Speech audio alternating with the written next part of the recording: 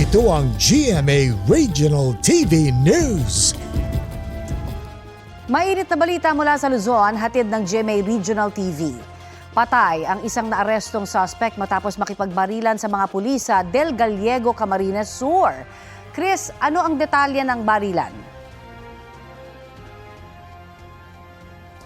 Connie, nagpaalam daw siya sa mga escort na pulis na iihi sa bahagi ng Andaya Highway sa Del Gallego, Camarines Sur.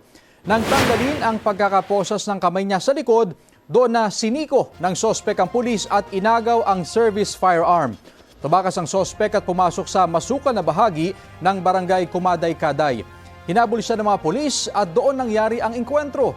Nasawi siya matapos mabaril ng isa sa mga pulis.